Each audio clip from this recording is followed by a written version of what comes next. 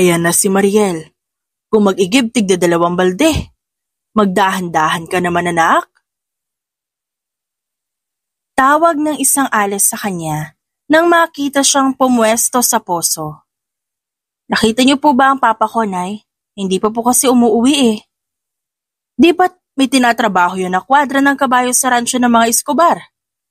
Kailan ba huling umuwi ang tatay mo? Tinabi ni Mariel ang isang balde. Dahil puno na at ipinalit ang isa. Bumalik siya sa pagtaas-baba ng poso bago sumagot sa matanda. Kahapon ng tanghali po. Lumalala ang sakit ni Mama, kaya nagtatrabaho ng maigi si Papa. Hindi pa rin pala gumagaling ang ubo ng mama mo, ano? Di ko pa nakita si Erwin, pero kapag nakasalubong ko siya, sasabihan ko na umuwi naman. Naiiwan ka mag-isa sa bahay niyo.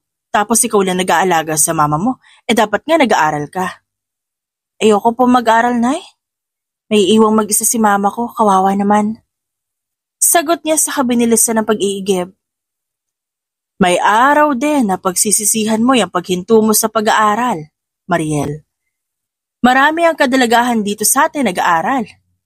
Ikaw lang ang tumutulong sa palayan at nagtatahi sa sastrera.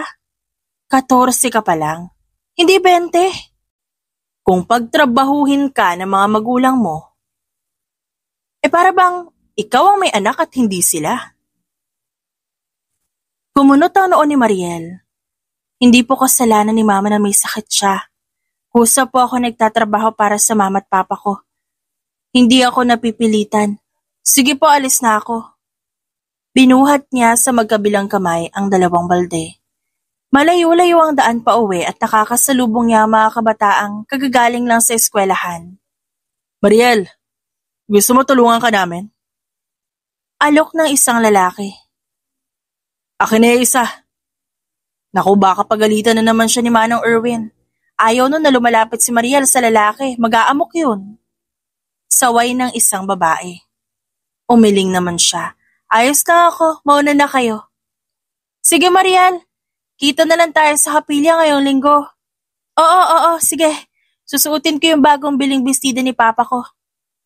Sabi niya bago nagpatuloy sa pagbubuhat ng balde pa uwi. Hindi siya pupunta ng kapilya. Sinabi niya lang yon para ipakitang nakakasabay siya sa mga ito.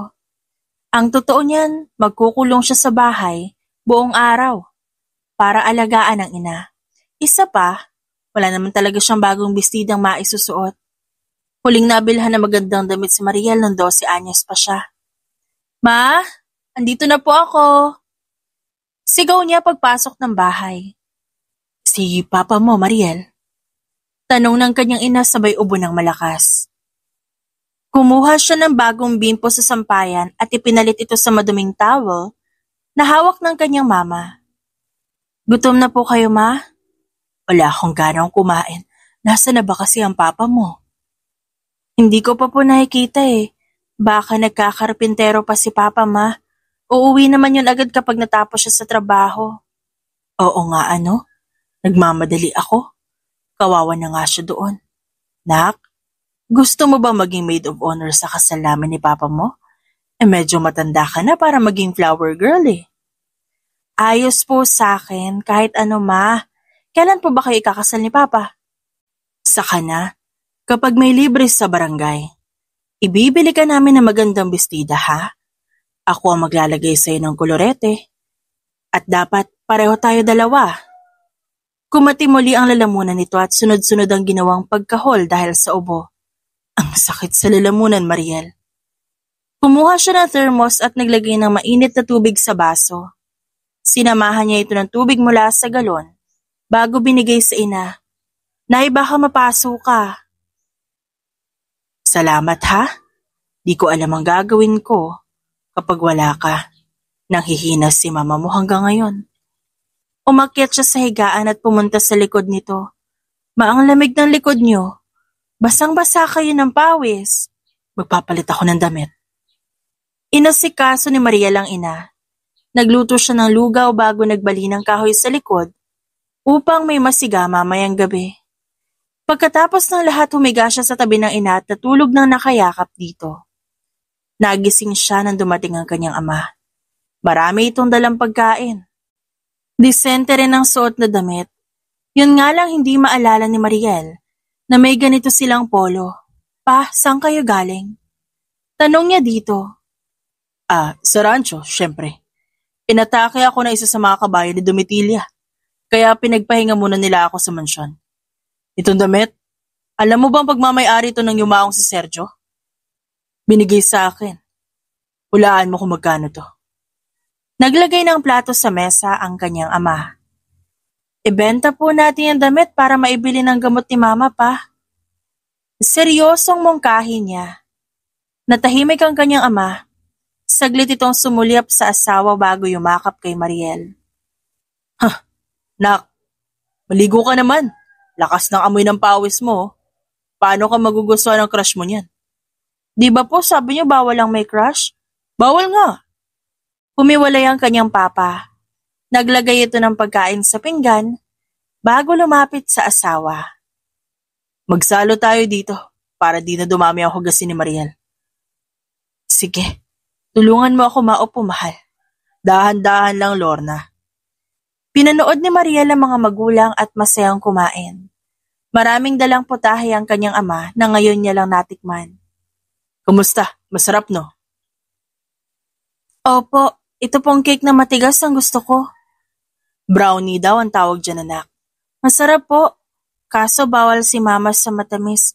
Mauubos siya lalo. Oo. Bumalik sa pagkain ng kanyang ama. Tumikim naman ang mama niya sa kainabot ang kamay ng asawa. Natanong mo ba si Kapitan kung kailan may libreng kasal sa kapilya? Hindi pa.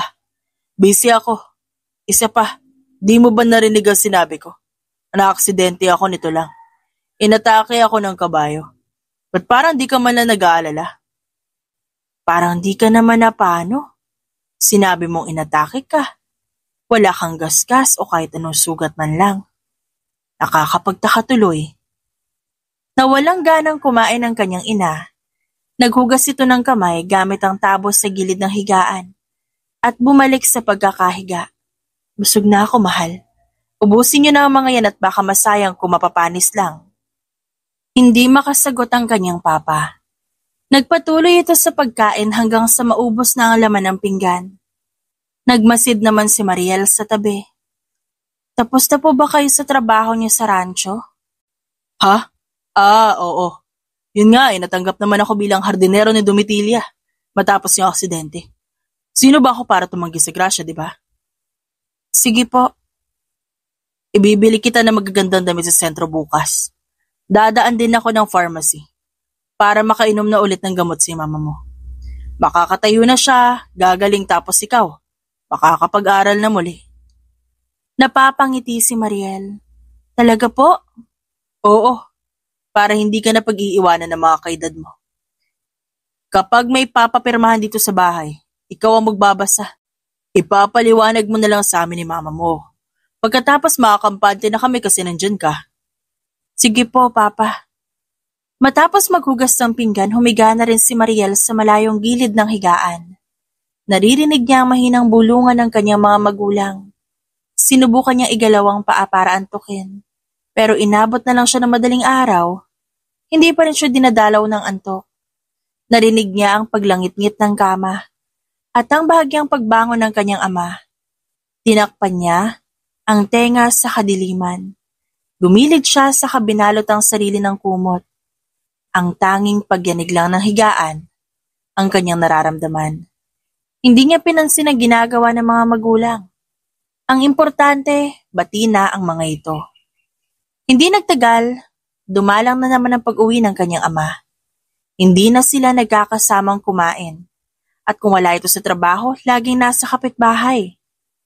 Noong tumulong si Mariel sa paglugit ng nyog, nagagamitin sa pagkakaingin, isang bisita ang napadpad sa kanila. Si Doña Domitilla o himalang naparito yan? Tanong ng isang ale. Ngayon ko lang nakitang bumabayan para pumunta dito. Oo nga, nung buhay pa si Don Sergio, kahit anino niyan hindi magagawi rito sa atin. Ano kayo nakain? Natatawang dagdag pa ng isang lalaki. May hinahanap daw, baka si Erwin. Ngumiti si Mariel. Magaling na hardinero po si Papa. Nagsitinginan ng mga matatanda at sabay na humagalpak ng tawa. Magaling nga bumunot ng damo. Busog sa diligang rosas ni Madam, di ba? Lumamig ang sikmura ni Mariel. Hindi niya matukoy kung masama ba ang ibig sabihin ng mga ito, pero base sa lakas ng tawanan, alam niyang may kakaiba silang pinahiwatig sa kanya. Nandito ang anak. Ano ba? Ginaganahan kayo masyado. Ang tatanda niyo na para sa ganyan. Saad naman ng isang ginang. Yumuko si Mariel at lihim na sumulyap kay Doña Domitilla mula sa malayo. Maganda ito at makinis pa. Tiningnan niya ang sariling balat at napailing na lang. Mas matanda ang ginang na yun sa kanya, pero mas bata naman ang kutis nito, kahit pa mas matanda naman ang edad sa kanyang mga magulang. Kinagabihan, hindi muli umuwi ang kanyang papa. Kahit ang mama niya na pagaling na sana'y muling inubo dahil sa pag-aalala. Ma, uuwi rin si Papa pagkatapos siya sa trabaho. Pag-aalo niya dito. Pinalaki ba kitang tanga, Mariel? Anong klaseng hardin ang tinatrabaho niya doon at buong araw? Buong linggo. Halos isang buwan na siyang pumapasok sa asyenda nila. Anong tatabasin niya ngayong gabi? Sabihin mo nga. Natakot si Mariel sa sigaw ng ina. Baka atakihin kayo ng ubo, Ma. Bukas na bukas. Pupunta tayo sa rancho ng mga Escobar. Patigilin na natin yung papa mo sa pagtatrabaho doon. Aanhin natin ang sweldo niya. Hindi na nga natin siya halos makausap dito? Hindi na nga natin siya nakikita? Napayuko na lang si Mariel. Alam niyang mapapahiya sila bukas. Kung sakali mang ipipilit ito ang gagawin. Pero alang-alang sa ina, susundin niya ang gusto nito. Maaga silang umalis kinabukasan. Suot ng mama niya ang pinakamagandang bestida na pagmamay-ari.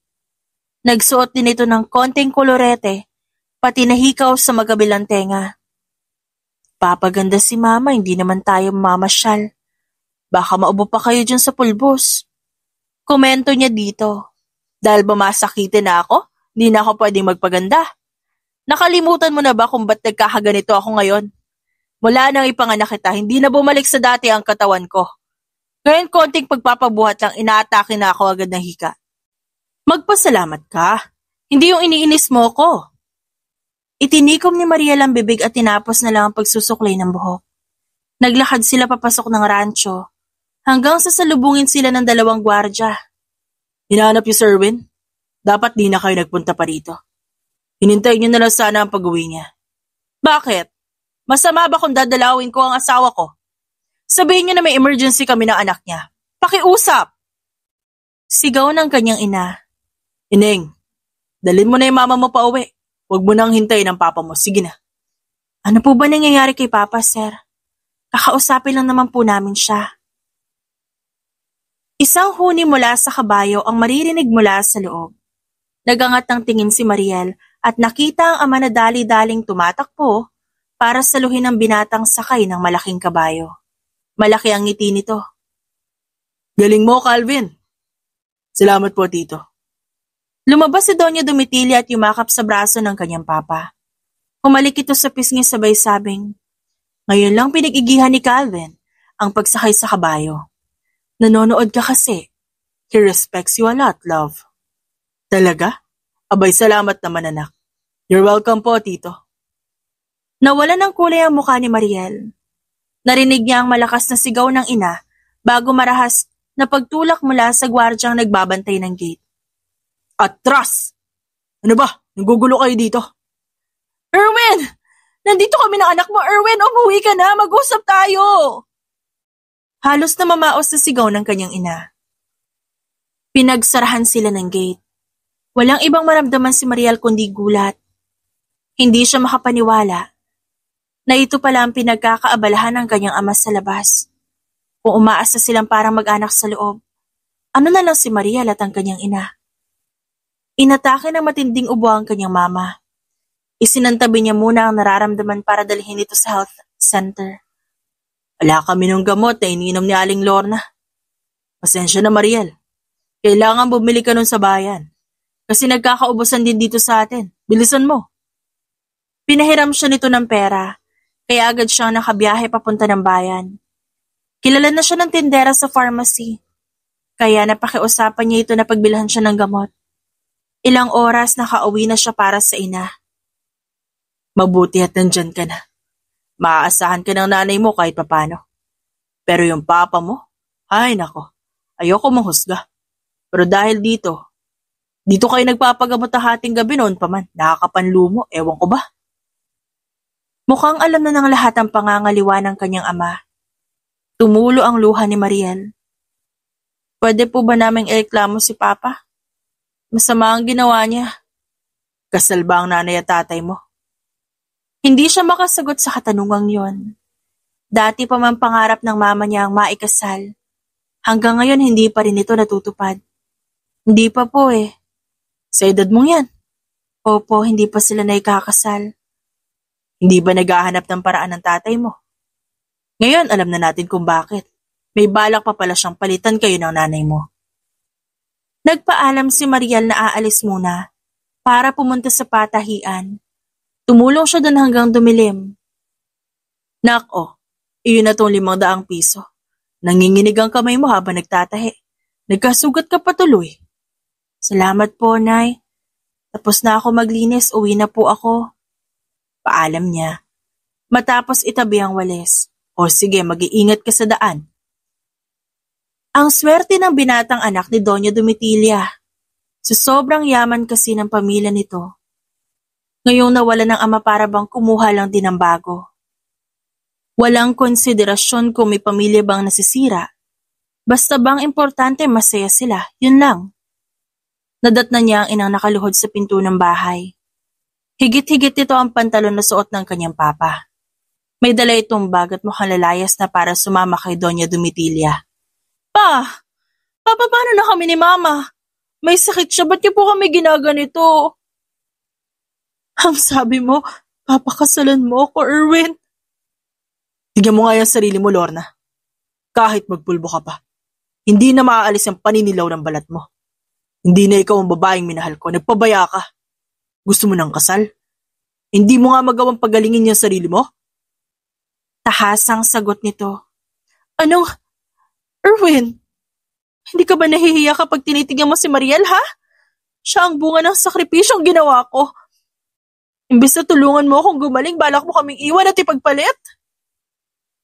Sumulyap ito sa kanya at umiling. Nak, kita mo naman. Nababaliw na si mama mo. Aalis na si Papa. Hindi ko isasama ang mama mo, kaya ikaw na magbantay sa kanya. Alagaan mo siya. Mahal ko kayo. Mahal? Nangatalang labi ni Mariel. Hindi to ang pangako mo sa amin, Papa. Makasarili ka. Bata ka pa. Kaya nasasabi mo yan. Oras na tumanda ka na, maintindihan mo kung ba't kailangan kong gawin to. Bumitaw ka na, sabi, Lorna. Bulyaw nito sabay hilas sa binti. Huminto ang isang magarbong sasakyan sa tapat at bumukas ang bintana. Nakamasid si Doña Domitilla sa kaguluhan. Hindi ito tumawa, hindi rin nagyabang. Tila ba kung ano man na maging resulta sa kanilang mag-iina ng trahedyang ito, nararapat lang yon. Para bang sinasabi ng mga mata nito. Kung magtatagal ang kanyang ama rito, hihiga ito sa putik at kakain ng dumi sa kahirapan. Tama lang na iwan sila nito para iligtas ang sarili sa sumpa ng tagutom. Domitilla, teka! Isang malakas na sipa ang pinakawalan ng kanyang ama. Natabig tuloy ang kanyang mama at bumitaw sa wakas. Papunta na ako. Dumilim ang paningin ni Mariel. Hinabol niya ang ama habang dumadampot ng bato at putik. Pinaulanan niya ang ama pati si Doña Domitilla. Hindi nakapaghanda ang mga ito. Mga walang iya kayo! Wala kang kwentang ama! Sigaw niya. Erwin, disiplinahin mo nga yan. Natalsikan ng dumi ang damit ko. Tili ng ginang. Manong, i-drive niya na, bilis. Mando ng kanyang papa na kahit isang beses hindi man lang lumingon sa direksyon ng bahay. Maririnig sa buong lugar ang palahaw nilang mag-ina. Pagapang na pumasok ang kanyang mama. Para bang sugat ang hayop na ngayon ay nagtatago. upang tingnan ang sugat na natamo. Pumasok si Mariel para daluhan ito, pero laking gulat niya nung buhusan siya nito na isang basong tubig. Ikaw ang dahilan kung ba't hindi na masikmura ng asawa ko ang katawan ko. Sinira mo ako, Mariel! Mama! Mama, mahal kita! Ako hindi kita iiwan, aalagaan kita! Tila ba nasaktan palalo ang kanyang ina sa narinig? Ngayon hindi niya na ito matingnan. At hindi rin siya nito matingnan. Agad na kumilos si Mariel at nagluto ng makakain. Nagsibak siya ng kahoy habang umiiyak. Nagigib ng tubig kahit pa pinagtitinginan ng kapitbahay. At sa huli, inilabas niya ang munting ipon sa kawayan. Ma, eto po ang pera, hindi na po natin kailangan si Papa. Ako na magtatrabaho para sa atin. Itinabi nito ang pera at nakatulalang yumakap sa kanya. Magaan ang kamay na gamit nito panghaplos sa buhok ni Mariel. Pero wala na ang init. Hindi niya na maramdaman ang pagmamahal ng kanyang mama. Bukas, hahanap ako na ibang mapapasukan sa bayan. Kikita na ako ng malaki, ibibili kita ng magandang bestida. Sige, aasahan ko yan, anak. Noong gabing yon, inatake ng malalang hika ang kanyang ina. Sa unang pagkakataon, may nakita pa siyang nakahalong dugo sa plemang inuubo nito. Gusto niyang tingnan ng maigi ang bimpo pero ayaw naman itong bitiwan ng tela. Bukas, ihatid mo ako sa center ha? Doon na lang muna ako habang nagtatrabaho ka. Pagod nitong wika. Opo, ma. Kinabukasan, desididong naglakbay si Mariel. Lahat ng establishmento ay pinasukan niya sa bayan para magtanong kung may bakante bang trabaho. Yun lang at mahirap bagayan ang mabibigat na gawain dahil masyado siyang payat. Dagdag pang underage din. Sa inyo pwede yan. Pero dito sa bayan, delikado magpapasok ng minor de edad sa trabaho, iha. Sabi ng isang ales sa kanya. Sinuwerte namang nakasabayan niya ang isang kapitbahay sa pag-uwi. Kumusta na ang nanay mo, Neng? Tanong ng matandang lalaki. Sa susunod kapag nasa bayan ka, tas wala kang pamasahe, maghintay ka sa paradahan ng tricycle, isasabay kita. Salamat, tatang. Bumubuti na po lagi ni mama. Kanina nga po, nagpahatid siya sa akin papuntang health center. Gusto niya rin pong gumaling agad. Mabuti naman. Huwag niyo na isipin ang papa mo. Huwag mo na rin kilalanin bilang tatay yun. Tawagin mo na lang siya bilang Erwin. Total mukhang hindi na rin naman kayo magkikita ulit. Ano po yun, tay? Di mo ba narinig? Lumipad na tungo Amerika si Erwin. Kaya umuwi yun sa inyo para kunin mga papeles niya. Bilis nga, no? Iba talaga nagagawa ng pera. Kailan daw sila babalik? Hindi nabanggit eh. Basta ang alam ng lahat, tinakasan na kayo ng gagong yun. Sige lang, nak. Alam ko makakabangon din kayo, kaya ikaw magsikap ka. Huwag mong hayaan masira kayo lalo ng mama mo, okay? Opo. Nang makauwi si Mariel, agad siyang nagluto para masundo ang ina sa center. Si mama po, tanong niya sa nurse. Nandito siya sa loob tulog, uuwi na ba kayo? Opo, salamat ng marami. Alam ko bawal magtagal dito pero pinayagan niyo si mama ko. Walang anuman, Mariel. Gusto ko rin makatulong sa inyo. Maingat ang paglalakad niya nung kasama ang ina. Hindi na ito nakabusangot at kalmado na ang ekspresyon. Doon nasiyahan siya. Salamat at inagahan mo ang uwi. Kala ko buong gabi na ako manonood ng TV doon sa center. Inalala ko kasi ang pagkain niyo, ma. Gusto ko sabay tayo. Wala bang balita sa papa mo? Hindi ba nagbago ang isip niya? Pinilit niyang pagaanin ng boses. Yun ba? Nagyayelo na siguro sa Amerika si Papa. Doon na raw siya titira kasama yung bago niyang pamilya. Bumagal palalo ang pagkilos ng kanyang ina. Para bang pisikal itong hinahatak ng mabigat na bagahe sa likod. Paninindigan niya talaga ang gusto niya. Hayaan na. Wala na tayong magagawa. Tumango si Mariel. Tama po. Kaya mas maigi na magpagaling ka para sumaya na rin tayo, ma. Oo nga. Aanhin ko si Erwin. Nandito ka pa naman. Mabuti at kasama kita, Mariel. Pagpasensyahan mo na ako sa nasabi ko no isang araw, ha? Galit lang si Mama, hindi na yun mauulit. Wala yun, Ma. Ang importante hindi ka na po umiiyak ngayon. Simple ang pagkaing nakahanda sa hapagkainan. Masyadong tahimik kayong walang magandang pag-uusapan, lalo na dahil sa mga nangyari. Kahit simpleng paghinga mahirap gawin. Ang tanging nagpapasaya kay Mariel sa ngayon, hindi na umiiyak ang kanyang ina. Natuyo na sa wakas ang luha nito. Lumala ang sakit ng kanyang ina. Gayunpaman, lagi na itong nakangiti at maasikaso. Ngayon lang nasiyahan ng husto si Mariel sa pinapakita nito. Kumusta naman ang bigasan? Mabuti naman at maaga sila nagsara ngayon. Tanong ng ina habang nagsasandok ng kanin at ulam. Oo nga po. Ito, juice, Ma. O sige, teka lang at kumakatililamunan ko. Dali-daling tumayo ang kanyang ina at pumunta ng banyo. Pinakinggan niya ang marahas nitong pag-ubo at nanginginig na tiningnan ang sariling kamay. Noong labhan niya ang damit nila kahapon, hindi niya nakita ang mga bimpo na gamit ng kanyang ina kapag umuubo. Mukhang tinatago nito ang mga pinagamitang tela. May dugo na naman ba sa ubo nito? Ma, sinabi niyo ba sa center lahat ng sintomas na nararamdaman niyo? Tanong niya noong makalabas ito. Bakit pa? Wala naman sila magagawa doon kasi matagal na tong problema ko. Maliban sa ubo, wala na ako ibang karamdaman ngayon. Mag-iipon tayo. Dadaling kita sa bayan para makapagpa-check up, Ma. Umirap ito sa kanya. Hay nako. Pagkatapos mo magbayad para sa check-up, hihingan ka ulit ng pera para sa sandamakmak na test. Huwag ka nagpapauto sa ganon. Mas maigi magpahilot kay Nanay Cora sa tapat. Yun na lang. Sigurado po kayo, Ma? Oo naman. Magkikinsi ka pa lang, Mariel. Mas maalam si Mama kaya huwag ka mag-alala. Nagkwentuhan sila ng matagal bago matulog. Malaki na siya pero kung kumapit sa ina para bang kasisilang niya lang na sanggol. Ayaw palampasin ni Maria lang kahit ilang segundo dahil pakiramdam niya mawawala ito sa kanyang tabi. Mahal na mahal niya ang kanyang ina. Makalipas ang 1 linggo, nakahiram siya ng sapat na pera. Balak niya ipagamot ang ina sa bayan, kaya isang gabi nagmamadali siyang umuwi. Hindi niya ito nakita sa bahay kaya hinanap niya ito sa labas. Nakaabot siya sa kahit saan. Nagkaidiya lamang siya kung saan ito nagpunta nung makita ang kumpulan sa tabi ng poso.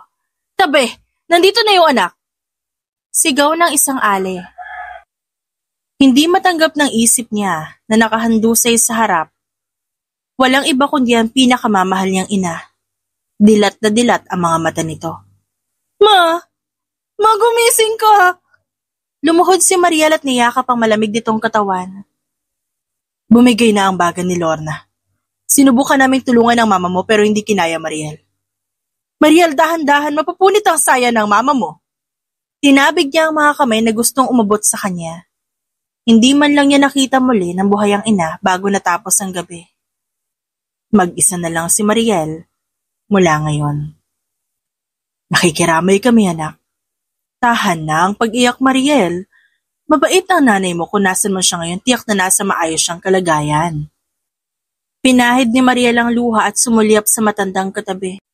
Paano niyo po nasisigurong masaya na si Mama ngayon?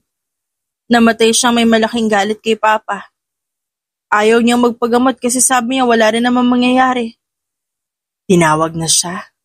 Ibig sabihin, tama na yung paghihirap niya. Oras na para magpahinga siya. Paano naman ako? Kailan po ako magpapahinga? Pagod na rin ako, Nay. Ikaw? Masyado ka pang bata? Para mag-isip ng ganyan, Mariel, dapat iniisip mo kung paano ka mabubuhay ngayong wala na ang nanay at tatay mo. Nabiyayaan ka na malusog na pangangatawan, kaya huwag mong sayangin. Tumango si Mariel. Pinanood niya ang pagpasok ng mga panauhin para bisitahin ang kanyang ina. May parte sa puso niya na naghihintay na umuwi ang ama at tignan sa huling pagkakataon ng asawang binaliwala nito. Hindi ito dumating. Lumipas ang 7 araw. Hindi man lang bumisita ang anino ng kanyang ama. Hindi siya naniniwalang wala itong kaide-ideya sa nangyari. Maraming nagtatrabaho sa hasyenda ng mga Escobar dito sa kanila. Imposibleng hindi pa nakarating dito ang balita. Salamat po sa tulong niyo. Tumayo siya para magtimpla ng kape. Iha, matulog ka na muna sa loob. Kami na bahala dito. Salamat po, Nay.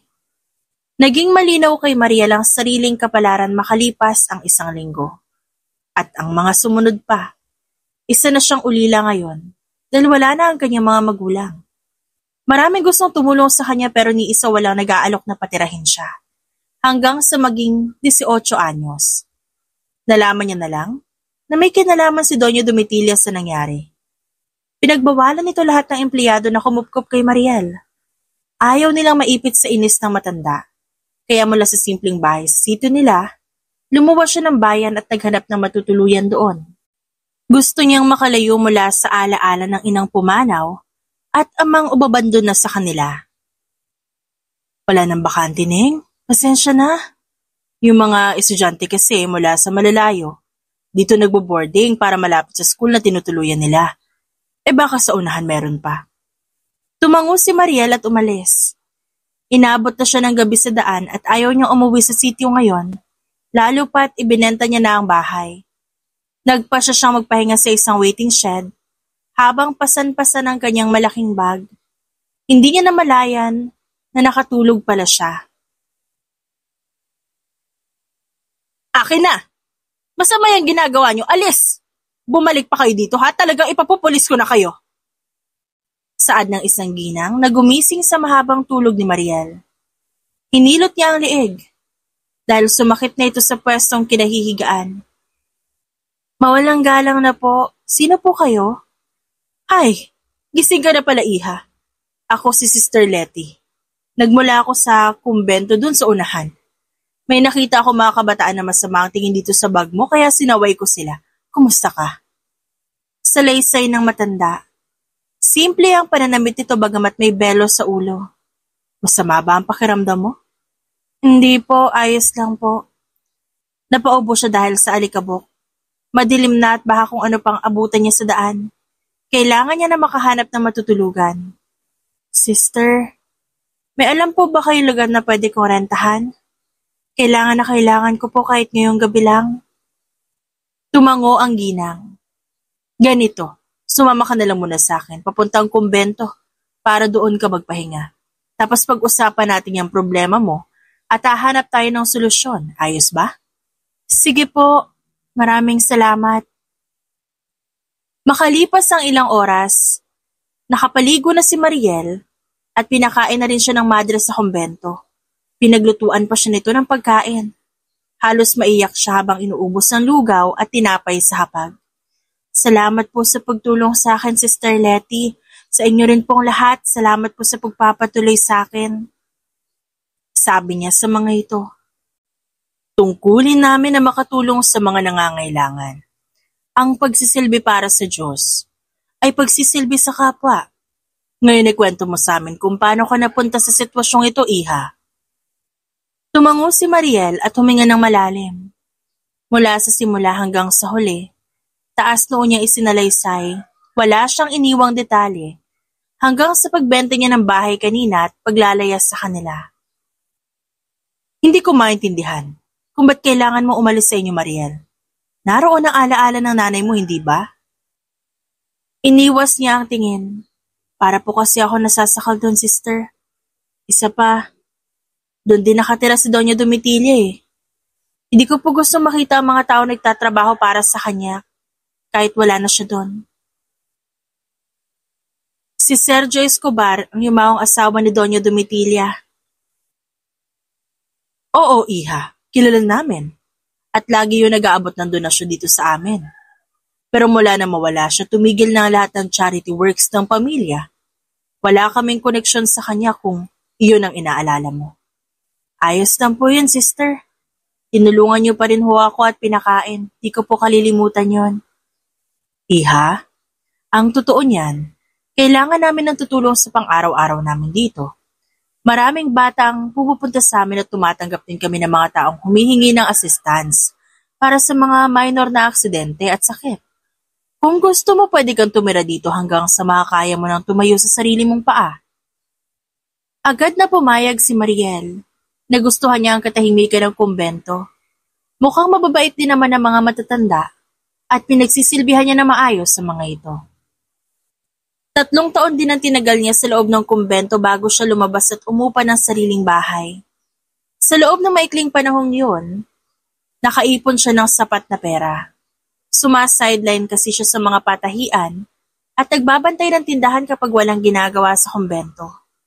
Naging malapit siya sa mga madre hanggang sa umalis siya at namuhay na ng mag-isa. Lumipas ang mahabang panahon, huminto ang malaking truck sa tapat ng kumbento. Agad na nagpagpag ng kamay si Mariel at tumulong sa mga kabataang nagbababa ng mga kahon. Ang dami naman ito. Narinig kasi na sponsor na balak na mag-room to room ng mga madre para mamigay ng mga booklet sa mga bata. Itong snacks pahabol ni boss para may distribute kayo sa visit. Sagot ng isang lalaki. Matapos ang pagbaba ng mga kahon, nagtulakan na ang mga bata at pinaglaruan ng host ng tubig. Hinabol niya ang mga ito. Akin na yan! Nakaligo na kayo! Ano ba? Tinutok ng bata sa kanya ang host. Napahiyaw siya dahil sa gulat. Wag ako, ano ba? Ikaw, Ate Mariel, di ka pa po naliligo eh. Ah, talaga? Asar na hinabol ni Mariel ang mga ito. Hanggang sa mapadaan siya sa gripo.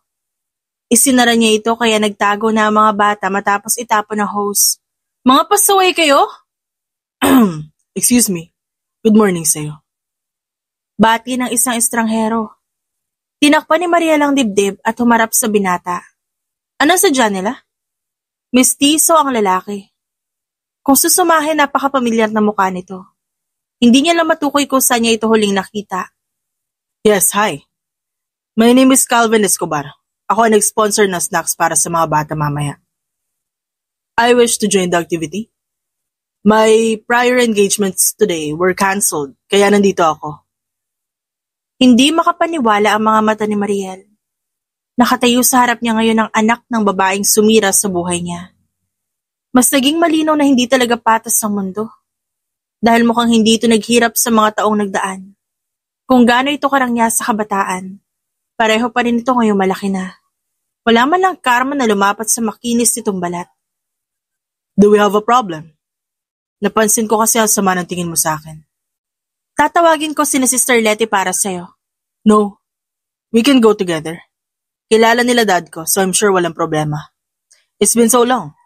Nakalimutan ko na ang daanan dito sa kumbento. Let's go together. Wala ka bang ibang kasama papunta dito? I'm with my stepfather. Busy nga lang siya kasi kauwi lang namin from abroad. Tumuloy na siya sa mansyon. Ako naman nagpaiwan mo na dito. I want to continue what my dad started. Nakaramdam ng kakaibang kati ang puso ni Mariel. Gusto niyang dumampot ng armas para ihampas sa ulo ng lalaking to. Lahat na lang ng magagandang bagay sa mundo, nakuha ni Calvin ng walang kahirap-hirap. Samantalang siya naagawan na ng ama, binawian pa ng ina. May nagawa ba ako masama? Ang sama mo makatingin sa akin. Binago ni Mariel ang ekspresyon. Ngumiti siya at inalalayan pa ito papasok. Nasa loob sina sister.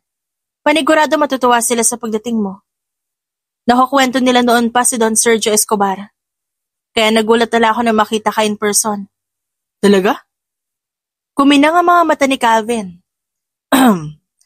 Kung di mo mamasamain, ilang taon ka na at saan ka nakatira? Mukhang di ka naman magmamadre. Niyakap ni Mariel ang sarili nung maalalang basa nga pala ang suot niyang puting t-shirt. Ako si Mariel, 24 na ako. Nakatira sa sentro, kaya halos kada linggo lang ako pumupunta dito para bumisita. Lumaki ka ba sa kumbento? Parang gano'n na rin. Wow.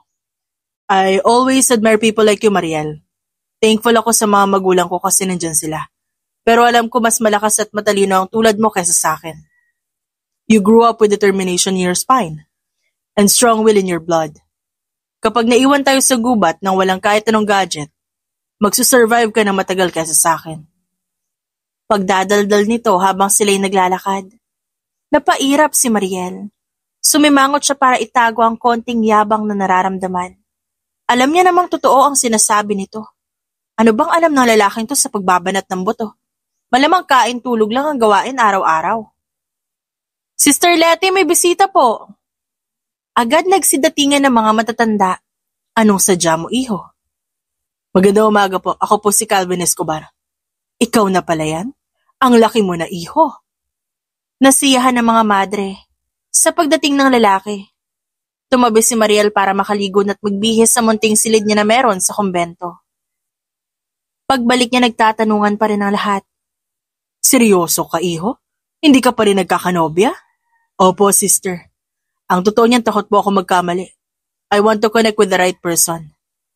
Ayokong pagsisihan ng una magiging karelasyon ko. Sumulyap sa kanya si Calvin at kumiti. You're here, Mariel. Ang pag-ibig, kusayang dumarating. Ano ngayon kung 26 ka na? Kung ano't ano man ibukas ang simbahan para sa'yo. Kung gusto mo ng wagas sa pagmamahal, hindi ka magkakamali. Lumingon ka sa Diyos. Payo ni Sister Letty. Pero kung desidido kang humanap ng nobya, iho, maghanap ka sa malapit. Itong si Mariel halimbawa. Tumanda na yan sa amin dito. Dagdag ng isa pa. Agad na tumayo si Sister Letty at bahagyang umiling. Kumain ka pa, iho. Mukhang ito lang ang nakakaalala nang naging mapait na koneksyon niya sa mga Escobar. Huminga ng malalim si Mariel bago umupo sa tabi ni Calvin. Hindi ka dapat nakikipag-usap kina sister tungkol sa mga ganitong bagay. Pribado yan. Walang sakop sa kung anong tinuturo dito sa kumbento. Ayos lang, Mariel. Malinis ang intensyon ni Calvin. Ba't di mo siya samahan sa paglilipot? Marami nang nabago mula nang huli kang dumalaw dito, iho. Alok pa ng isang madre. Pagkatapos po namin kumain, papasyal kami. Hindi ba sasamahan mo ako? Tumango naman siya bilang agad na pagpayag sa sinabi ng lalaki. Nababahala ang tingin ni Sister Letty sa kanya. Tila may gustong sabihin. Yumuko lang si Mariel at hindi na pinansin pa ang pag-uusap ng mga madre. Sa lahat ng mga bulaklak dito sa hardin, alin ang pinakanagustuhan mo? Tanong niya sa binata matapos nilang libutin ang bakuran. Itong santan. Ikaw, anong unang pumasok sa isip mo kapag nakikita mo sila? Masarap. Naiinom kasi yung tubig sa loob niyan. Wait, really? Teka lang, susubukan ko. Tinulungan ni Mariel na maghimay ng bulaklak ang binata. Para hindi masayang, gumawa siya ng korona na yari sa pinaghalo-halong kulay. Heto, suot mo. Thank you. This is the first time na may magsuot sa akin ng ganito. Maingat na hinawakan ni Calvin ang ulo. The flowers were also sweet. Wala bang ganyan sa inyo? Malapit sa gate, yes. Pero sa looban kasi gusto ni Ma'am yung roses. Mahirap alagaan ang mga yun kaya sabi niya, mas magarbong tingnan. Inilihis ni Mariel ang tingin para itago ang kanyang pag-ismid. Binangga naman ni Calvin ang kanyang balikat. Hey, ako gusto ko ng santan. When you look at them, they are never lonely. Lagi sila nagkukumpulan, wala naiiwan. Wise. Pinag-aralan niyo ba yan sa school? What? No. Natawa ng malakas si Calvin. Nagbibiro ka ba? Saan ka naman nakakita ng school na magtuturo ng ganon? Did your TLE teacher teach you about flowers? Nagangat ng kilay si Mariel at tinignan ito sa mga mata. Hindi ako nakatapos ng high school. Hindi ako nakatungtong ng kuleyo. Kaya wala akong alam sa pinagsasabi mo. Bumagsak ang panga ng binata at agad itong umiti. I'm sorry, hindi ko alam. Nalanadya ka ba? Nasa probinsya tayo kaya napakamanhid mo naman kung basta-basta mo nalang iisipin lahat ng tao dito nakapagtapos. I just came from the States. Mariel, pasensya na. Hindi makatingin sa kanya ang lalaki. Kusang sumilay ang isang matamis na ngiti sa labi ni Mariel. Ngayon lang siya tunay na nasiyahan dahil kay Calvin. Kanina, pinipeke niya lang ang tuwa. Di ka naman pala arogante. Marunong ka ring humingi ng tawad. Wow! Baba naman ang tingin mo sa akin, kuyan lang. Natutuwa ka na. Marunong ako sumayaw, kumanta, tumula, tumugtog ng gitara. Mas amazing yun. Kung gusto mo, pakikitaan kita ng talent ko. Di ba mahal ang talent fee mo? Brown rice pa nga siguro gamit nyo. Tapos kami puting bigas. Di kita afford. Oh, come on. Hindi naman ako nagkakanin kahit na nasa States pa. Pandesal lang nabubuhay na ako. You can afford me. Alright. Ikinuyom ni Mariel ang palad at pinigilan ng ngiti. Hindi niya alam kung bakit para bang kay bilis na kunin ni Calvin ang kanyang loob. Kahit pa malayong-malayo naman ang agwat nila sa buhay. Dagdag pa na hindi nagkakatugma ang hilig nila, pati na mismo ang pinag-aralan. Oh, my stepfather is here. Kailangan ko na umuwi. 11:00 na umaga bukas, di ba? Sumunod si Mariel at tiningnan ang gate ng kumbento. Oo, agahan mo bukas para hindi na maghintay sila sister. Nagpaalam ang binata at lumapit sa matandang naghihintay sa labas. Hindi gaanong naapektuhan ang panahon ng mukha nito. Wala masyadong bakas ng edad sa mukha. Ito pa rin ang hudas na nang iwan sa kanilang mag-ina dati. Nagkalaman nito, gumaan din ang kulay ng balat. Kung dati para bang sunog ang kutis, ngayon makinis na at pumuti pa. Ibang-iba ang dulot ng pera dito. Lumingon sa kanya ang dalawa at kumaway. Mukhang hindi siya nakilala ng kanyang ama kaya umatras pa siya lalo sa katumalikod. Nagmamadali siyang tumakbo pabalik ng kumbento. Malakas ang pintig ng kanyang puso at isa lang ang gusto nito. Yun ay makitang pagsisihan ng kanyang ama ang ginawang pagtapon sa kanilang pamilya. Hindi siya si Papa. Siya ngayon ay si Erwin na lang. Hindi dapat ginagalang ang gaya niya. Bulong niya sa sarili. Kung magyakapan ng dalawa kanina para bang magkadugo. Kapag nagkaroon ng problema, mananatili pa rin kayang close sila sa isa't isa? Di kaya baka bigla na rin di masira ang samahan nila gaya na nangyari kina Mariel? Kailangan maranasan nila ang lahat. Ngayong umuwi sila ng probinsya, hindi niya ipagpapasahangin ang pagganti sa mga ito. Hindi naman nakalagpas kay Sister Letty ang pananahimik niya mula na makilala niya si Calvin. Napansin ko. Napapadalas ang paglabas ni Calvin. Hindi ka na bumibisita rito para sa amin at para magdasal iha. Untag ng matanda habang sila'y nagdidilig sa bakuran. Iyon nga po sister, magiging busy na po ako sa mga susunod na araw. Kaya baka hindi na ako makatulong sa simbahan. O dito ba sa kumbento kapag may misyon tayo? Bakit naman? Hindi sa nakikialam ako ha. Ngayon lang kita nakita magkaroon ng interes sa ibang bagay. Dati kasi kami na ang buong buhay mo. Mali po yun, sister. Bago po kayo nandiyan ang mama ko. Siguro napagtanto ko lang po na kailangan ko rin bumuo ng sarili kong pamilya. Hindi ako mawawala, Sister Letty. Magsisilbi po ako sa inyo at hindi ko kayo iiwan. Pumalma sa wakas ang madre. Yumakap ito sa kanya. Gusto ko lang na bawat galaw mo hindi tulak ng galit at puot. Alam kong mabait ka, Mariel. Pero batid ko hindi madaling makalimot. Gabayan ka nawa ng Diyos, anak. Yumuko siya upang itago ang lungkot. Lumipas ang ilang linggo, nagaya si Calvin na ilibot siya sa buong rancho ng mga Escobar. Pinasakay siya nito sa malaking truck. Magbabahagi kami ng mga fertilizer sa mga magsasaka para may magamit sila. Look, ang dami, no? Nakangiting sabi ni Calvin. Eto panyo ko, namamawis ka ng husto. Saan ka ba galing? Siyempre sumama rin ako sa pag-aakot ng mga sako. Most men go to the gym. Ako, ito ang ginagawa ko para maging fit and healthy. Kumusta naman muscles ko? Napailing si Mariel. Pwede na. Sinundot siya nito sa tagiliran. KJ ka masyado. Well, nakapunta ka na ba sa City Marabeles? Dati oo, ba't mo natanong? Mukha ka kasing tense.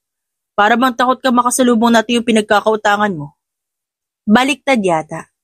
May isang pamilya sa Marabeles, napakalaki ng utang nila sa akin. Really? You must be so rich. Gusto mo bang dumayo tayo sa bahay nila? Wag na.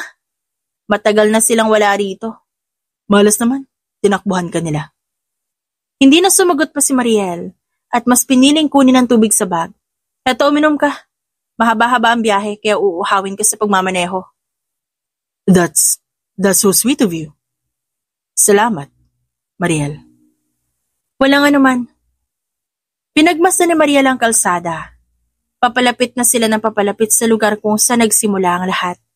Maghaharap na silang muli ni Doña Domitilla.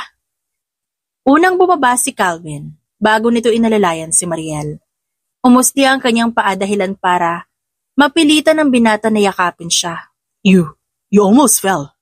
Salamat, pwede mo na ako ibaba. Aniya at tinapik ang pisngi nito. Oh, alright. Sige. Naglakad sila papasok. Ibinida agad ni Calvin ang yaman ng pamilya. This is solely from the work of my dad. Hands-on siya sa pagpapatakbo ng farm namin. At kahit busy siya, palagi kami sumasakay ng kabayo sa likod ng lugar na ito at naglalaro. He taught me fishing, rock climbing, jet skiing. Yung stepfather mo, anong tinuro sa'yo? Well, ako ay nagturo sa kanya ng mga bagay na nalaman ko kay dad. While my stepfather, siya nagpakita sa akin kung paano gumawa ng apoy gamit ang bato at iilang kahoy. He might not be a smart guy but he's very resourceful. Madiskarte siyang tao. Mabait ba siya sa'yo? Tinatrato ka ba niyang parang tunay na anak? About that, not really. Tinatawag niya ako na anak o pinagsasabihan na parang bata. Growing up, he's like an older brother that I never had. Ayoko rin na kilalanin siya bilang tatay ko. My dad was enough. What ties both of us is his connection to my mom. Tumango si Mariel. Umangat si Calvin at nagsimulang umakyat sa hagdan at sa wakas pumasok sila ng mansyon. Nag-init ang mga mata niya na makita kung gaano kayaman ang pamilyang ito. Para bang ultimo buhay na isang pipitsuging tao kayang bilhin. Mom, you're here! Bumaba na hagdan si Doña Domitilla. Bakas sa mukha nito ang katandaan. Halos kulubot na ang balat ng babae pero ang mapang-insultong tingin at istriktang mukha parehong-pareho pa rin. Who is this? She's the woman I told you about, Mom. Siya si Mariel. From what family? Ano apelyido mo, Iha? Daston po. Sagot niya gamit ang apelyido ng lola niya sa side ng ina. Daston? That's a nobody. You brought home a nobody's daughter, Calvin. Napalunok ang lalaki at tumabi sa kanya sabay ngiti. Mom, you were nobody too. Inuwi ka ni Dad dito. Kahit di pa matunog apelyido mo. Let's not do this. Isang mainit na haplos ang naramdaman ni Mariel sa kanyang puso. Hindi niya aakalain na ipagtatanggol siya ni Calvin. Akala niya kakampi ito sa ina. Para ito ang masusunod sa relasyon nila kung may mabubuo man. Umismid si Doña Domitilla bago tumalikod. Nabanggit ko lang, Calvin. I didn't mean anything bad, okay? Kung totoo nga yan, dapat mag-sorry kayo kay Mariel. She understands English very well, Mom. Right. Pasensya na, Iha. Dulot lang ng katandaan, alam mo na. Tumango siya dito. Naintindihan ko po. Di naman araw-araw nakakasalamuha ako ng 70 years old na gaya niyo. Naging hilaw ang ngiti ng ginang. 70? I have lived for 57 years. Ano 70 ang pinagsasabi niyo? Pumagit na si Calvin. Mom, patas lang kayo. You said a mean thing when she arrived. Siya naman nagkamali lang sa pag-a-assume ng edad niyo. Patas lang yun. Let's all forgive and forget. Umirap ang matanda. Bago dali-daling umalis. Akala ni Mariel pagsasabihan siya ni Calvin. Laking gulat niya nung makipag-apir pa ito. Galing ng sinabi mo. Teka, hindi ka ba galit? Nainis mami mo sa akin. So? Lahat naman ng tao hindi matagalan ng mom ko. Siya ang nanguna. Hindi naman yun excuse, di ba? But I hope next time di mo na siya papatulan. Not because I'm siding with my mom, kundi ayoko may masabi siyang masama tungkol sa'yo. Hindi marunong yan magkontrol ng bibig. At baka kung ano-ano pa ang sabihin sa iba. Iniwas ni Mariel ang tingin. Inabot niya ang kamay ni Calvin. Baka maligaw ako sa laki ng bahay niyo, ah. Okay, allow me then. Nilipat nito ang kanyang kamay sa braso. Huminto sila sa bawat larawan na nakikita. Ito ako nung bata pa. Si stepfather mo, wala siyang picture dito? Ngumiti si Calvin. Wala siya dito nang pinagawa ang mansyon na to. He did nothing to contribute in the Escobar household. Again, di kami magkaaway, Mariel. We are in good terms pero ang connection lang sa pagitan namin ay si Mom. My mom loves him and legally married him. Talaga? Kung ganon, kanino tong bahay na to?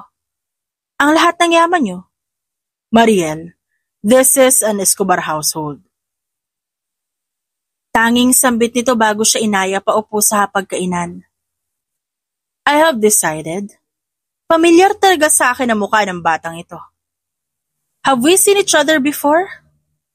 Tanong ni Domitilla at tumingin sa kanya. That look in your eyes. Kung nagkita na po tayo dati, siguro tatatak sa akin ang mukha niyo, ma'am. Of course. Sino ba sa probinsyang ito ang gaya ko? No one else can. Tumikim si Calvin. Where's Tito Erwin, Mom? Oh, come on. Just call him Dad. Matagal na kayong magkasama. Napaira pa ang matanda. He's outside, inaasikaso ang tanim niyang bulaklak sa likod. Hi, everyone. Bati ng isang pamilyar na boses. Lumingon si Mariel. Nagtama ang mga mata nila ni Erwin at agad itong namutla.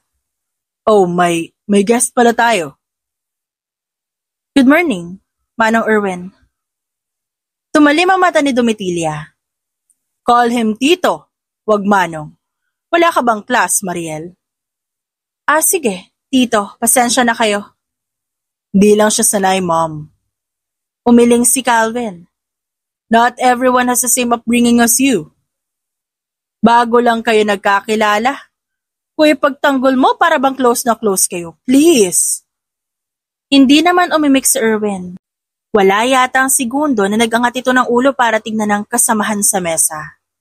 Noong maiwan si Mariel sa bakuran habang may tinatrabaho si Calvin, si Erwin na mismo ang lumapit sa kanya. Ang laki mo na, Mariel. Kumusta ka na? Di ko inaasahan na sa ganitong paraan ulit tayo magkikita. Bakit hindi ganyan ang bungad niya sa akin kanina? Hindi niya ako matignan sa mga mata habang kumakain tayo, na para bang isang buong pamilya. Kung yan ang gusto mo, pwede naman. Huwag mo lang babanggitin sa kanya ang nangyari. Mas maigi siguro kung di na natin ipapaalam na ako ang papa mo. Nakalimutan na ni Calvin ang nangyari nun sa gate. Huwag mo nang ipaalala. Kamusta na nga pala mama mo? Nag-asawa na ba siya ulit? Bumagsak ang panga ni Mariel. Hindi siya makapaniwala sa narinig. Lumapit siya dito at tinignan to sa mata. Hindi kita kinikilalang ama, Erwin. Wala kang karapatan. Napagsalitaan ako ng ganyan. Wala kang dapat ipag-alala kasi kinakahiya ko na ikaw ang naging asawa ng nanay ko. At wag mo siyang hanap-hanapin na para bang hindi ikaw ang isa sa nagtula kung ba't siya maagang namatay. Ano ibig mong sabihin? Patay na si Lorna? Imposible, Mariel. Sinampal niya ito ng malakas. Gusto mo bang ihatid kita sa punto di mama? Namatay siya 4 na buwan matapos ka umalis. Binigo mo siya kaya wala kang karapatan para hanapin ang nanay ko. Napaatras ang matanda. Maligalig ang mga mata nito. Pasensya na, Mariel. Hindi ko alam. Ano pa bang aasahan ko sa taong gaya mo? Ganid ka. Nagpadala ka sa pera. Kahit may anak ka na, wala kang kwenta. Umatras si Erwin at dali-daling tumakbo paalis. Hindi na ito masigawan ni Mariel kaya nanatili siya sa pwesto. Huminga siya ng malalim. Mariel, is there something wrong? May narinig akong sigaw mula sa taas. Sinuri nito ang kanyang katawan. What happened? Wala. Are you sure?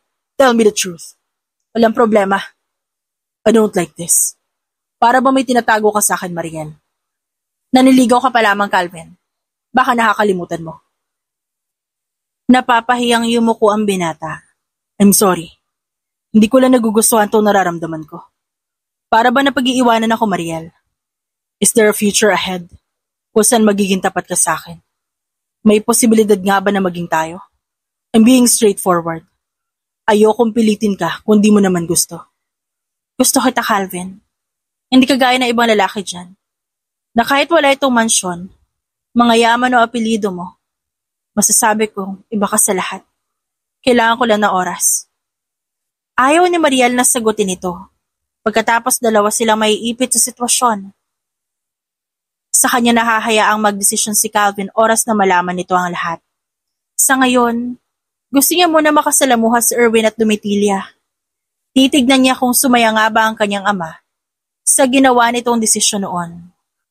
Naging madalas ang pagbisita ni Mariel sa mansyon Nakakasama niya sa pagkain ng 2 taong pinakakinaiinisan niya. Dagdag pa natuto siya kung paano nga ba ang patakaran sa mansyon. Una sa lahat si Calvin ang nasusunod. Pangalawa si Domitila ang bahalang mag-arrange ng bawat party at disenyo ng bahay. Ang gawain naman ni Erwin maging messenger ng pamilya. Tagapadala ito ng mga importanteng impormasyon at liham para sa mga kasosyo ni Calvin. Isang araw nakita niyang mag-abot ng folder ang binata kay Erwin. Isinilid ng matanda ang lalagyan sa kotse bago nagpaalam kay Domitila. Calvin, pupuntahan ko nga pala sina Sister Letty. Naalala mo ngayon yun? Right, hindi kita may hahatid. May tatapusin pa akong meeting. Can you ride with Tito Erwin instead? Ngumiwi siya sabay iling. Ayoko. Kunwari pag-ayaw niya. Babe, come on. Ngayon lang. Mabait si Tito. Just give him a chance. Sige na nga. Umalik siya sa pisngi ni Calvin bago umakyat sa passenger seat. Matapos guluhin ang gamit sa harapan, lumipat siya sa likod at umarting tulog. Nagulat si Erwin nung makita siya. Tila ba gusto siya nitong kausapin, pero dahil sa utos ni Calvin huminto lang din ito sa harap ng kumbento. Mariel, hindi ko alam na wala na pala ang mama mo. Anak, sorry. Hindi siya nakinig at mas piniling tumalon pababa at nagmamadali siyang umalis. Matapos bumati sa mga madre, agad din siyang lumiko matapos makitang wala na si Erwin. Umuwi siya sa bahay sa kabinasa ang laman ng folder na inipit niya sa tiyan. Nalula siya sa lamang milyones ng mga tseke. Pati ang confidential na impormasyon tungkol sa kontratang pinirmahan ni Calvin. May due date sa bawat pahina at mukhang dapat ipadala na ito agad sa kabilang party. Sinunog ni Mariel ang lahat. Habang pinapanood niya ang abo ng mga papeles, pumasok naman ang tawag ni Calvin. Mariel, nakauwi ka na raw sabi ni Sister Letty? Oo, sumakit siyan ko pasensya na babe. Natahimik ang lalaki dahil sa pagtawag niya rito. Humilig siya sa pinto ng bahay habang nakangiti. Oh, ba't natigil ka dyan? Well, tinawag mo akong babe. Kahit di mo pa ako sinasagot. Kanina rin tinawag mo akong babe, binabalik ko lang. Ayaw mo ba? Gusto. Ba't parang good mood ka ngayon? Nailabas ko na yung sama ng tiyan ko Ngayon medyo okay na ako. Totoo? If you still feel bad, love, magpunta ka na agad sa doktor. Kung hinihintay mo na tawagin din kitang love, manigas ka. Bumunghalit ng tawa si Calvin. Fine. You got me there. Bukas ulit tayo magkita. Kahit dinner na sana pagkatapos mo mag-work, okay lang ba? Oo naman, walang problema. Dumaan pa ang ilang araw at akala ni Mariel, baka kung anong papel lang yun nasunog niya at walang halaga ang laman nun. Saka lamang niya nakita ang resulta nung mag-interoga na si Calvin. Tito, Kelsey called at sinabi niya hindi raw nakarating sa kanila ang pera. Kahit ang supplier natin ng mga kagamitan, tinawagan ako para sabihin papatawan nila ng dagdag bayad kasi na-delay tayo sa payment. What's this? Kala ko ba pinadala mo na? Lubos namang napahiya si Domitila. Erwin, this is the 3rd time. Di ba sinabi ko naman sa'yo na mag-iingat ka nasa na ang folder? Na-misplace ko lang yata, hahanapin ko. We're late beyond any chance of mending. Sinabi ko na sa'yo, di dapat natin pinagkakatiwala kay Tito ang mga sensitibong bagay. Gaya noon, but you insisted, Mom. Ba't ako ang sinisisi mo? I just want him to have a place in this family. Kakarampot lang ang naiwan sa akin sa last will ng dad mo. Is it bad for us to opt for help para naman matanggap mo siya? Mom, I can accept him as your lover, as your new husband. Pero pasensya na hindi ko siya ama. What dad left to me, ako ang mag-aalaga, ako ang magpapalago. Hindi mo dapat dinidikdik sa mukha ko ang presensya ni Tito Erwin para bigyan ko siya ng chance sa negosyo. Look, he can't even handle the papers right. Sikmat ng anak. Napanguya si Mariel. Tila mas lumambot at sumara pa ang steak sa kanyang bibig.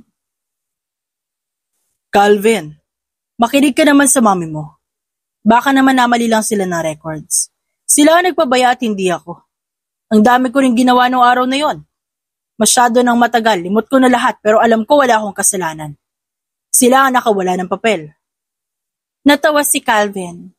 Inatras nito ang kubyertos at humalukip-kip. You mean to say, all 5 of them coincidentally lost all the papers in exact same time frame? Tatanggapin ko pa kung humingi ka na lang ng tawad dito. Why do you have to lie like this? Napapahiyang yumuko si Erwin. Hindi na maipinta ang mukha ni Domitilla habang si Mariel naubos na ang pagkain. Good steak. Compliments to the chef po. Puri niya. Agad naman siya nakonsensya nung kinagabihan. Nagmamaneho si Calvin ng tahimik at wala ito sa mood. Di ba kayo gaano ka-close ng mom mo? Not really. Mas inclined siya sa pakikipag-socialize, mag-arrange ng party. O di naman kaya mamasyal. I wanted adventure. Tumango siya sa bayo ko. Pasensya na sa nangyari sa mga papel mo. It's fine. I know you feel bad pero si Tito Erwin na nakawala nun. It was his responsibility. Gusto ko lang naman sila ni Ma'am na maging matino. Pero ano gusto nila mangyari sa buhay nila? Gusto nilang masolo ang buong bahay. Inilihis ni Mariel ang tingin na tumango. Alam niyang aalis si Calvin para sa isang meeting bukas na bukas. Aayusin nito ang gusot sa negosyo. Napangiti siya dahil bukas may naisip siyang gawin. Malalim na ang gabi nung makarating siya sa mansyon. Pinuslit siya ng isang maid papasok nang sabihin niyang pinapatawag siya ni Erwin. Dahil sa tagal na pabalik-balik niya dito, tinuturing na rin siyang soon-to-be family ng mga utusan dahil kay Calvin. Naghanap siya ng pwedeng pansiga at gumawa ng bonfire sa lahat ng sulok nitong isang kwarto. Sinigurado niyang kakalat ang apoy bago umalis. Wala siyang nakasalubong sa pagsibat pero nang marating niya ang gate, nailawan siya ng kotse ni Calvin sa muka. Nakauwi na pala ito. Isang matinis na sigaw ang maririnig mula sa likod. Hindi siya lumingon. Sa isip niya binabalot na apoy ang buong mansyon. Inarang niya ang sasakyan ng binata at kinalampag ang bintana nito. What the fuck is happening, Mariel? Ba't ka nandito? Hindi, huwag kang pumasok doon. Hayaan mo masunog yung hayop na nanay mo at tatay ko. Tumingin ito sa likod bago siya tinulak ng bahagya. Ano ba talagang gusto mo mangyari? Sino ba talaga ang gusto mo saktan? Mariel, sa lahat ng ginagawa mo, ako itong napupuruhan. Can't you fucking stay put and think about me for a second? Iniisip naman talaga kita. Kaya gusto ko itaboy yung nanay mo para wala na sila. Wala silang kwenta, Calvin. Sila lang din ang papatay sa'yo gaya ng ginawa nila sa mama ko. Hiyaw niya dito. Niyakap siya nito ng napakahigpit. Tama na, Mariel. Taka na. Please calm down. Napansin sa wakas ni Mariel ang matinding panginginig ng mga kamay at balikat. You're not a killer, love. Stop this. Please stop. Lumingon siya sa likod at nakitang wala na ang apoy na kanyang sinimulan. Hindi nangyari ang inaasahan niyang malaking sunog ngayong gabi. Mabilis itong naapulan ng mga tauhan. Nasa labas na si Erwin at Domitilla. Balot ng kumot ang mga ito at nahihindik sa ginawa ni Mariel. Ngayon sa wakas naiintindihan na ng mga ito ang galit ni Isokdulan. Hindi nadadala sa limot ang kasalanan kanilang ginawa. Why did you do it? Tanong ni Calvin nung magkaharap sila nito sa opisina. Sinadya mo pa ngayon na wala ako. Eh di sana sinama mo na lang din ako sa mga balak mong patayin, Mariel. Ang sabi mo, itong mansyon lang ang habol ng mami mo. Kaya yon, bala ko ipadala sa kanya, sa kabilang buhay. Ayan, alam mo na lahat. Nasayang ang panliligaw mo, buti na lang hindi kita sinagot. Hindi makakurap si Calvin dahil sa gulat. Humalukip-kip ito. I remember you when I was 16, Mariel. Hindi ako madaling makalimot. You had the same straight hair, cold eyes, and brown skin. Sa palagay mo, hindi kita nakilala agad? Sinira ng nanay mo ang pamilya namin, Calvin. Pareho sila ng Erwin na yun na puro hayop. Maintindihan ko kung nandidiri ka sa ginawa ko. Pero pasensya na. Galit lang ako. Galit na galit ako. Would it help if my mom says sorry? Mabubuhay pa ba ng sorry na yan ang mama ko? Kumuyom ang palad ni Calvin. Mariel, wag mo namang isisi sa mom ko yung pagkamatay ng nanay mo. Yes, she was bad. Pero ayon sa nalalaman ko, tumanggi ang nanay mo na magpagamot. She had a long-term case of lung disease. Pinabilis ng lungkot ang pagkamatay niya. Pero nang sabihin mo si mama yung salarin, hindi tama yon. If not then, siguro sa lumipas na taon baka mamaalam din ang mama mo.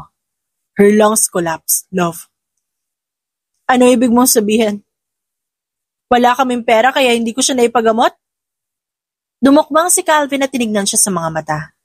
Inofera siya ng malaking halaga ni Mommy bilang danyos. Baka wala ka sa bahay nung mangyari yun. But we did provide her 3 million pesos. Tumanggi siya. Ayaw niyang tanggapin ang pera mula kay Mommy. Her pride is greater than her need to survive para makasama ka pa na matagal. I'm not shaming her for that, babe. Gusto ko lang na alam mo ang lahat. Napaiyak ng malakas si Mariel.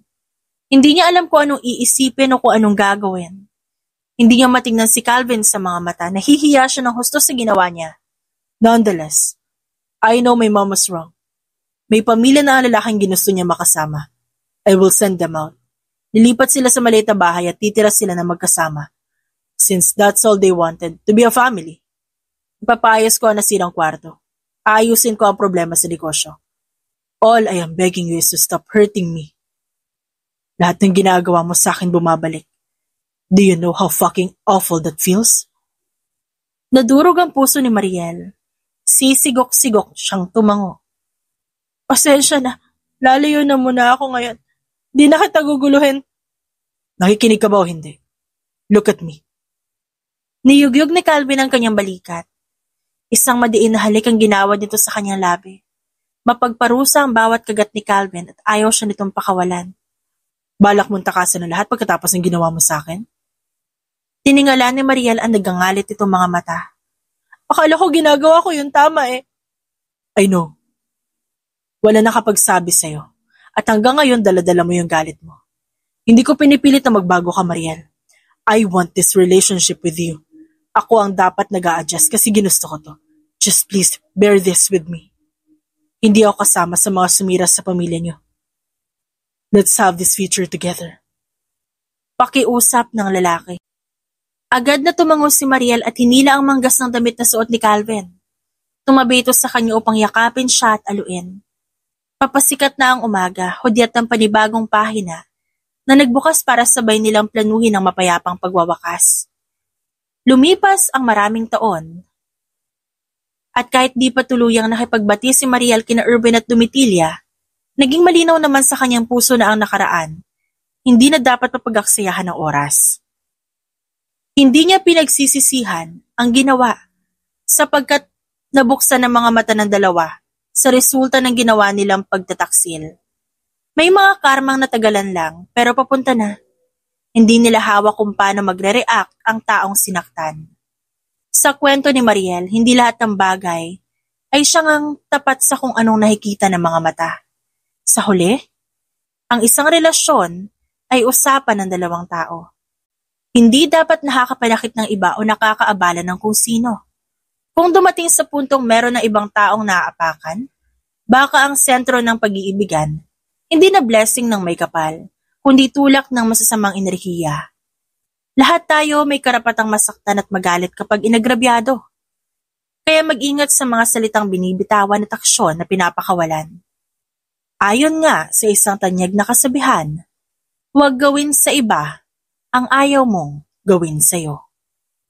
The end.